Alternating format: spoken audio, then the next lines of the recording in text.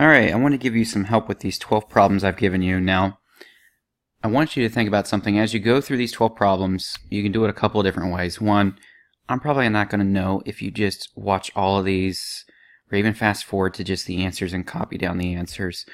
You can do that, but that's not really going to help you out any. You could probably find the answers online somewhere, I'm sure, for each one. The strategy you should take when you go through these 12 problems is to pause the video, try out the problem, and then watch the solution. Learn from your mistakes, pause the video again, try out the next problem. And you're going to get the most out of however long this video is.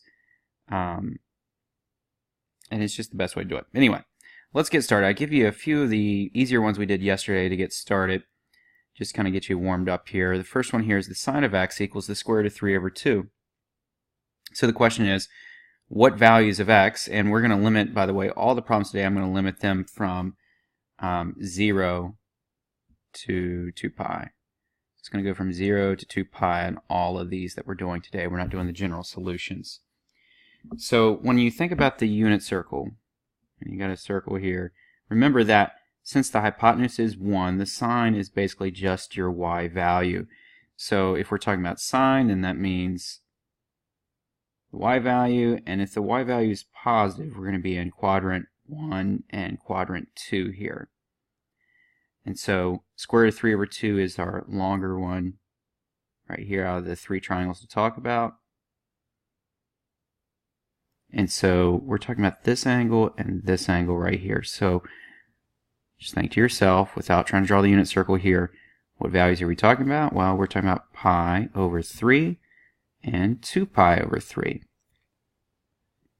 So that's our two solutions to this one. X equals pi over 3 and x equals 2 pi over 3. Okay? Like I said, hopefully that's fairly easy to start off with. Hopefully you got most of that yesterday. Pause it. Try number 2 here. So we want to know what value of x will give you -1. So once again, think about that unit circle.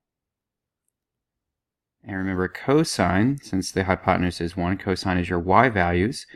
And so the only spot where you get -1 for your y value is right here. And that value is what? It's pi. So x equals pi. Now remember that there's an infinite amount of solutions to this, but we are restricting this today from 0 to 2 pi. It's the only one in that domain there that's going to give you -1. Tangent of x equals 0. So remember, when we're talking about tangent, we're thinking about the slopes of the lines here on the unit circle. And so when is the slope 0? Well, it's when you have that horizontal line, right? And so if we're trying to make that look like it goes through the center, what points are they 0? We're going to be talking about right here at 0 and right here at pi. And so remember, we're not talking about 2 pi because what did I say we were going from? We were going from include the 0, that's your bracket, to 2 pi, don't include 2 pi. They're just going one time around the circle here. So our answer is x equals 0. Oops, hit a button there. X equals 0 and x equals pi. Alright, and then all of a sudden we jump to something crazy like this. So I'm just going to pause. Actually, I'm going to stop the video and let you figure that out. No, I'm kidding. But do pause it. See what you can do here. The hint is I want you to factor. We've talked about factoring these types of problems before. So just factor to solve it. And so if you don't remember how to do that, remember this right here, the sine of x. I'm going to temporarily substitute out something here for it. I'm going to let the letter u equal the sine of x. So everywhere I see sine of x, I'm going to substitute u in for it. Now remember, this sine of x is squared. So it's going to be 2u squared minus 3u plus 1 equals 0. And so now we're just getting, we're just factoring this thing for u. So I want factors of 2 that will add up to the middle term, negative 3 here. So if we do negative 2 and negative 1, notice we multiply them, you get positive 2. When you add them, you get negative 3. The leading coefficient is not 1, so I have to break this right here up into the longer route here and not use the shortcut. And now we can factor by grouping.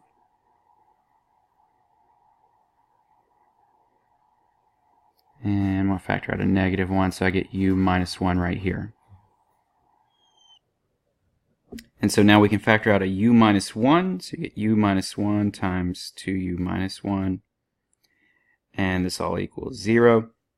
And so u is equal to 1. And we got 2u minus 1 equals 0, so we can say 2u equals 1, or u equals 1/2. Now, what did I say u equaled? U equaled sine of x. So I'm going to go back and substitute this in. So I got the sine of x is equal to 1, and the sine of x is equal to 1/2. And so now it's kind of like the first couple of easy ones we did. When does the sine of x equal to 1? So look back, refer, sketch out your unit circle again here. Remember that your sine value is your y values on the unit circle. And that's horribly drawn off center, so let me move that.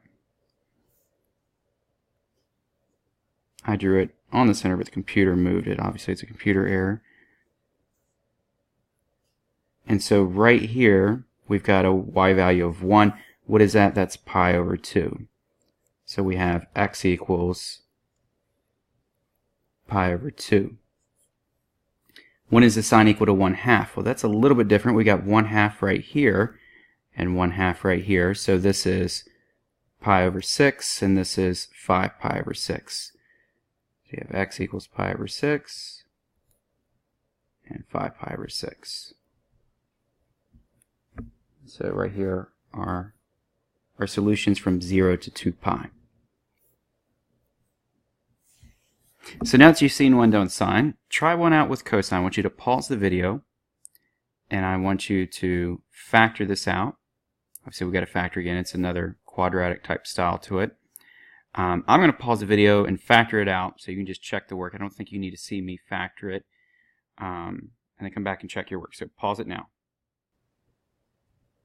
Alright, so I take it that you paused it, you tried it, you factored it. I don't know how far you got, but notice this is not a trinomial like the last one. So I want to kind of discuss a few things here before I move forward with just showing you my work. Once again, you probably don't have to use, on any of these, you really don't have to use any type of substitution. I just think it makes the factoring part easier. So I got 2u squared plus u equals 0. Now, if you factor out a u here, you get 2u plus 1 equals 0. What I don't want you to do here is don't make the mistake of dividing both sides by u. Because if you do that, you'll lose a factor there. You're only going to get one of the solutions, not both of them. And so notice u could be equal to 0. The cosine of x sometimes equals 0. And so if you do that, you're kind of dividing both sides by 0, but more importantly, you're losing the fact that cosine of x equals 0 is one of the solutions there. So don't forget, don't do that. So we got cosine of x equals 0. You could also have 2u plus 1 equals 0. So u equals negative 1/2. So we can say that the cosine of x equals negative 1/2. I'm just substituting cosine of x back in for u. So when is cosine of x equal to 0? Sketch out your small circle there. Remember that cosine on the unit circle is your x values. So when is your x value 0? That's the question. And it's going to be right here on the y-axis. There's two spots where cosine 0. You've got one up here at pi over 2 and one down below at 3 pi over 2. So this right here actually would have lost you two solutions there. So x could equal pi over 2 and x can equal 3 pi over 2. The next one over here, don't forget, when is cosine equal to negative 1/2? Well, negative 1/2 is right here along this line. So you've got this angle and this angle right here. So this is 2 pi over 3. This right here is 4 pi over 3. So we got these other two solutions here. X can equal 2 pi over 3. X can equal 4 pi over 3. All right. I want to encourage you as you go through these. This is I mean, imagine if I ask you to graph 2 cosine squared plus cosine x. Oh, that would be a pain, wouldn't it? Go to Desmos, graph that thing out. And remember, since it's equal to 0, we're looking for when does it cross y equals 0? Or what are the x-intercepts? Try that out sometime. I think you'll increase your knowledge of just what's going on here by looking at a graph like that. And what does cosine squared plus cosine equal to? Or 2 times that amount. See what that equals. I think you'll gain some knowledge there. Alright, so here we have sine squared x minus sine x minus 6 equals 0. I think you should know what to do with this if you've done the last two successfully. Pause the video, give it a try. I'm going to pause it and factor it, and then that'll save you some time. You can just check your work there. Alright, so just to kind of show you what I've done here, I let u equal sine of x. And then when you substitute it in, you get u squared minus u minus 6 equals 0.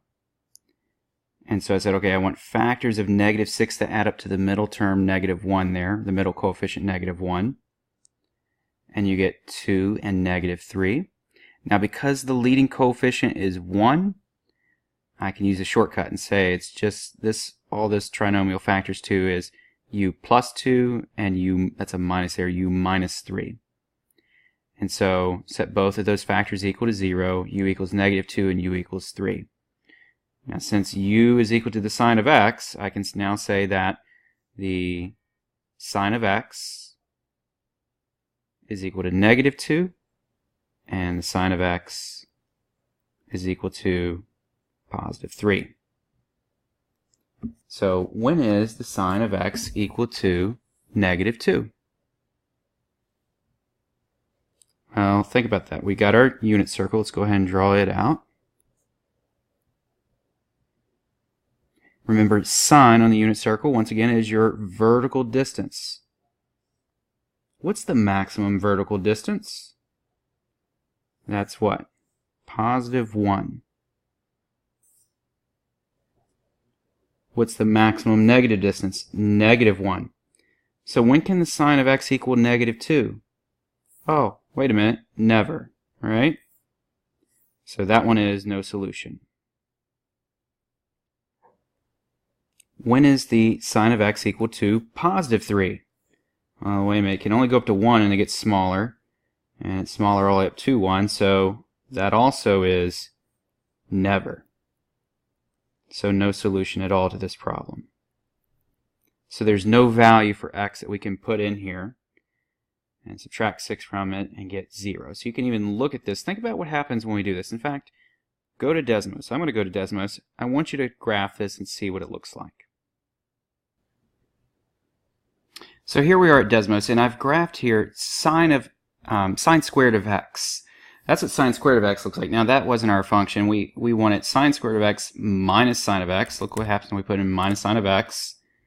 There it goes. Now remember, this is all equaling 0. So it's where it crosses the x-axis. We're finding the x-intercepts. And we can see with just sine squared x minus sine x, we're going to get some solutions in here. It's going to cross the y-axis. I mean, not the y-axis, the x-axis a few times.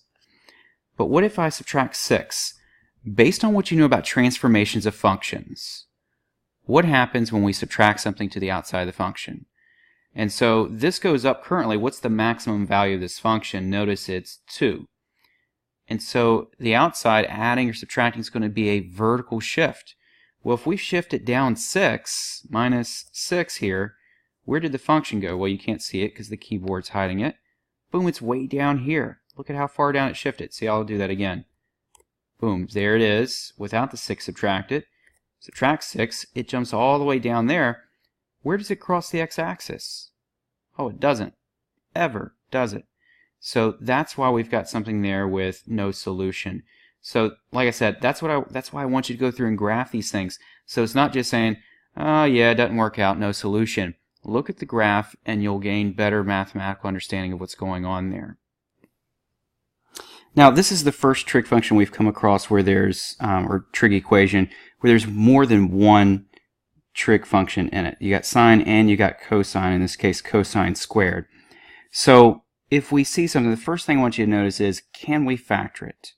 So here I notice it's a binomial. I've got one term here and one term here, and they both have sine in common. So I'm going to start this out by factoring out the sine of x, and that leaves me with cosine squared of x minus 1 times sine of x. All of that's equal to 0. And so cosine squared of x minus 1, solve for that, let that equal 0. And let sine of x equal 0. Since I'm multiplying the two and getting 0, one of these must be 0. When is the sine of x equal to 0? So once again, we've done a bunch of these, but when is your vertical distance 0? It's going to be right here at 0 and right here at pi. So you can have two possibilities with sine here. X can equal 0 and x can equal pi. Now solve this one over here on the right, and you're going to get cosine squared of x equals 1, and then the cosine is equal to positive negative 1 over here. So when's the cosine positive 1? When is it negative 1? So cosine is your horizontal distance, so it's 1 at 0, and it's negative 1 at pi. So that also gives me 0 or pi, and so these are your possible solutions for number 7. Number 8, 2 times the cotangent squared of x plus the cosecant squared of x minus 2. So once again, we're going to look at this now. There's nothing that we can immediately factor out. See, the last one we had sine in both terms, so we just factored out a sine and said, what can we do with that? But this one we can't do that. There's not a common term in this. Let's see here, it's 1 term, 2 terms, 3 terms in that trinomial there. So now here's where I want to think back to the Pythagorean identities. And we had a Pythagorean identity that we could use when we're looking at this. So write out your Pythagorean identity, see if you can do it from memory without looking at your notes, and see if there's one that deals with cotangent squared or cosecant squared that you could use here. So if you can't remember, our basic trig identity is sine squared plus cosine squared, basic Pythagorean identity that is equal to 1. Divide, let's see here, if we divide, we want cotangent, and cotangent is what? Cosine over sine, right? So if we divide everything by sine squared, what do we get?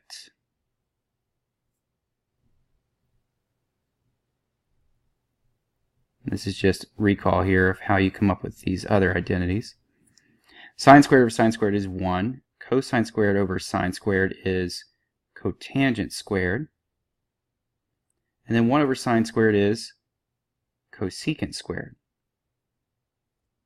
Now I've got a lot of options here to substitute out. I'm actually just going to substitute out this cotangent squared. Well, I don't have cotangent solved for over here. Let's go ahead and subtract 1 from both sides.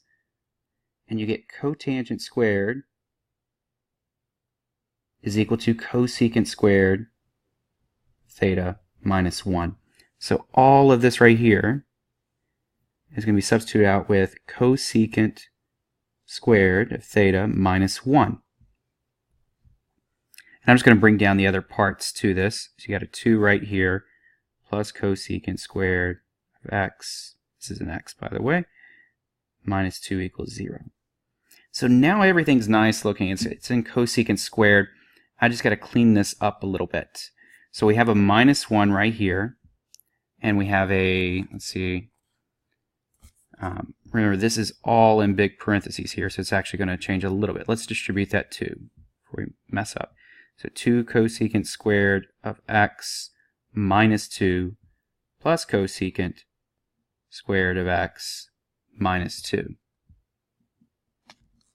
And so go ahead and combine some like terms. I got 2 cosecant squared of x plus cosecant squared of x gives you 3 cosecant squared of x.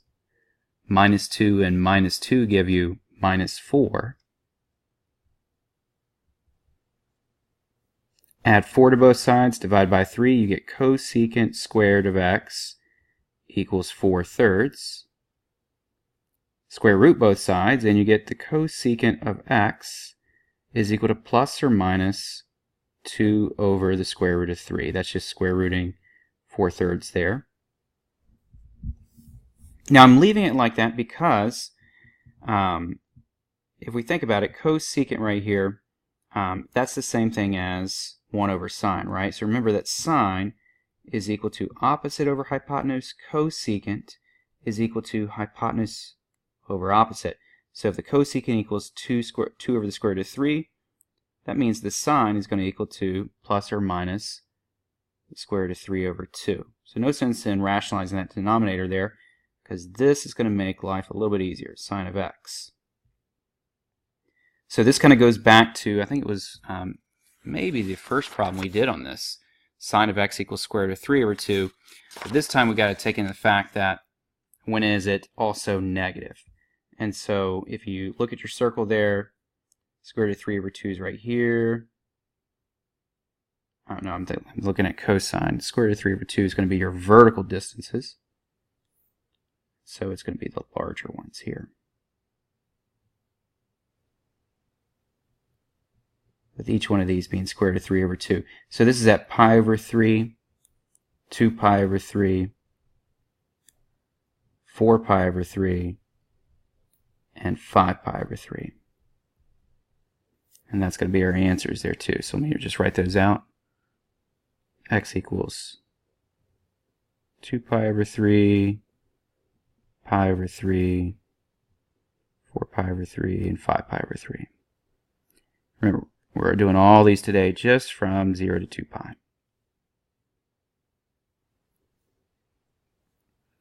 So now that you've had some practice with that, try number 9 out and see where you get. What's going to be our substitution? I'm going to kind of work through it silently, so if you want to pause the video, you can. In fact, I encourage that. Sine squared theta plus cosine squared theta equals 1. I'm going to plan on substituting out cosine squared. So I know cosine squared of theta is equal to 1 minus sine squared of theta. 1 minus sine squared of theta. Bring down the rest of it.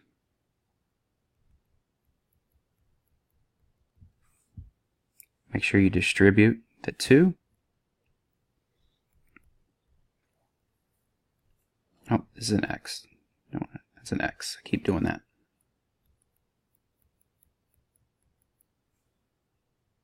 And so now with this one, notice the last problem we had over here when we got to this situation, it was all nice because it was cosecant squared, so they were like terms. We could combine those.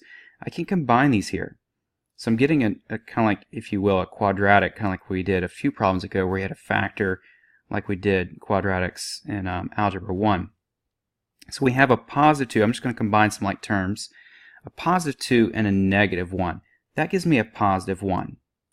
And then I have 2 sine squared of x minus sine of x plus 1 all equals 0.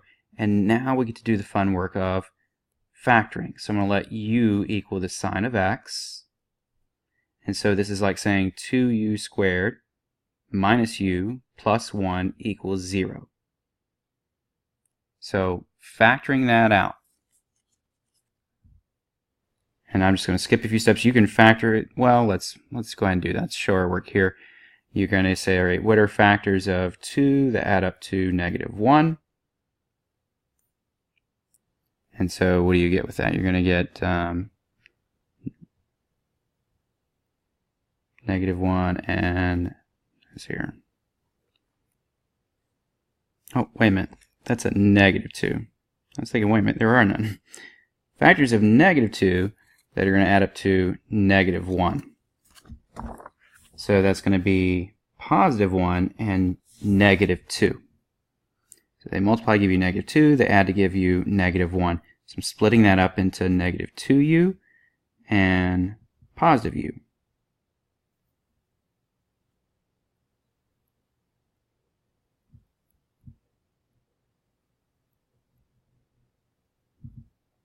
Factor out a 2u, you get u minus 1. That's a negative. Why do I keep forgetting that, guys? A negative. So you get, let's factor out a negative 2u, you get u plus 1. Factor out a 1 right here, you get u plus 1.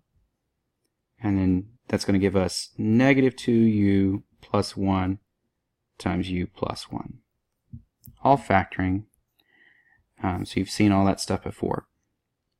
And so I'm going to set each one of these equal to 0. And so negative 2u plus 1 equals 0.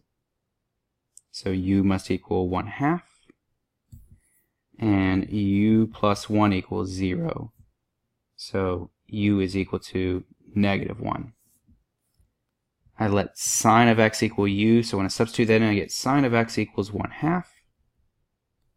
And the sine of x equals negative 1. So when is the sine of x equal to 1/2? We're going to say it's going to be at pi over 6 and 5 pi over 6. If you need it, look at your circle there. When is it positive 1/2? At pi over 6 and 5 pi over 6. That's these angles right in here. When is it equal to negative 1? Well, negative 1 is going to be down here. And so that's 3 pi over 2. Only one spot for this one right here. So those are our solutions. So as we look at number 10 right here, you're probably thinking, oh, this is great. Doesn't look like I have to do any substitution. Looks like a pretty straightforward factoring problem. And if you're thinking that, you're right. So go ahead and factor this. You can use your u substitution. Factor it, and then tell me what possible values for x will make this work here, if there are any. And so I'll let u equal tangent of x. And so substituting in u for tangent of x, you get u squared plus 2u plus 1 equals 0. And if you don't recognize that as a perfect square trinomial, it is. Or you could just factor it. You get u plus 1 times u plus 1 equals 0. And so u equals negative 1, u equals negative 1. That means that the tangent of x is equal to negative 1. So when is the tangent of x equal to negative 1 from 0 to 2 pi? Remember, tangent, we're thinking about the slope of the line on the unit circle. So we know the slope is negative. It's going downhill from left to right. So that's why tangent is only negative in quadrant 2 and 4. And our slope is slicing it at that angle right here, negative 1 slope. And so it only occurs in 2 locations, and that's going to be 3 pi over 4. Oops. Change the font of that thing. 3 pi over 4 and 7 pi over 4. So x equals 3 pi over 4 and x equals 7 pi over 4.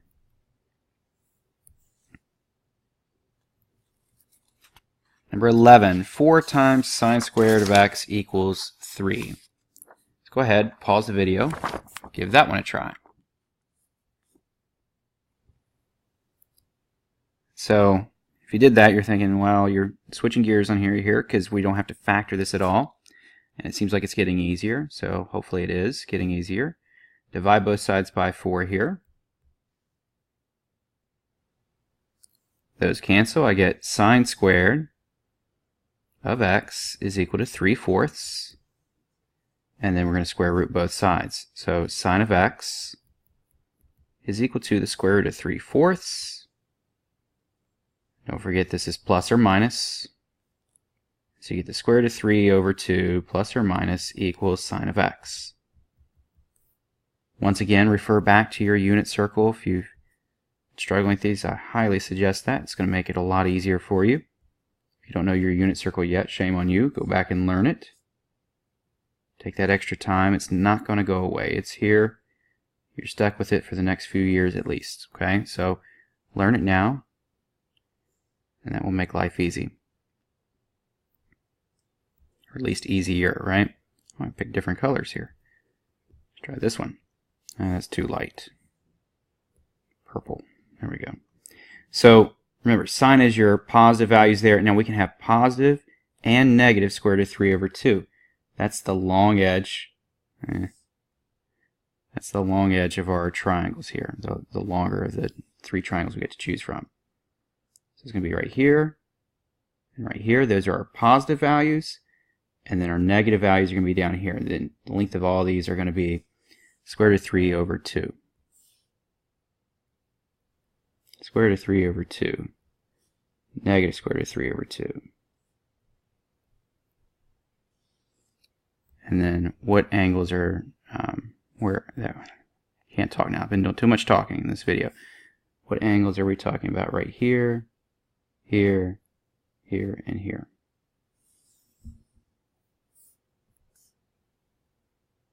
And you should know these. We're going to get x is equal to pi over 3, 2 pi over 3, 4 pi over 3, and 5 pi over 3. Those are those angles going around the circle, respectively there. All right, one more problem. Once again, try that out. We got 3 times tan squared of x equals 1. What's our first step here? Isolate the tangent function. So you're going to divide both sides by 3. Tangent squared of x is equal to 1/3. Square root both sides. Tangent of x equals the square root of 1 over the square root of 3, which equals 1 over the square root of 3. Hopefully you've rationalized that thing so much you recognize that as the square root of 3 over 3. I think we did this one actually in class yesterday. But remember, tangent equals the slope of our line on the unit circle. So when is the slope positive square root of 3 over 3? Actually, I almost made the mistake. Don't want to do that. It could be positive. It could be what? That's too big of a font. It could be positive, or it could also be negative. So when is it positive square root of 3 over 3? Remember, it's the, let's get a line here. Where's my line? We talked about several slopes of tangents. You could have 0, undefined, 1 is at our 45. But our 60 and 30 degree triangles, you have one that's square root of 3 and one square root of 3 over 3. Which one's the shallower slope? It's going to be square root of 3 over 3. So that's a positive slope, that line I just drew. Notice it's going uphill left to right. So that's our positive value. Our negative one is going downhill left to right. And so notice now we're going to get 4 points where it intersects the circle. Those are our solutions to this equation right here. So where's that happening at? I keep hitting that wrong button. It's giving me that giant crayon looking thing. I want the one I can actually write with here. That's going to happen at pi over 6, 5 pi over 6, 7 pi over 6, and 11 pi over 6. And so those are my solutions I'm going to write out.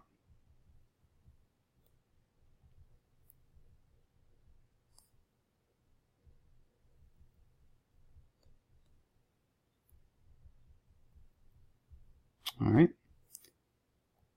Hopefully this video helped. If you managed to watch all 12 of these, all 35 minutes of this video, congratulations. You've lasted longer than I would have if I were a student in the class.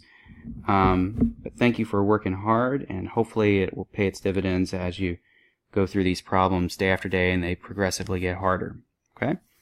Thanks for watching. Thanks for working hard, and I'll see you in class later.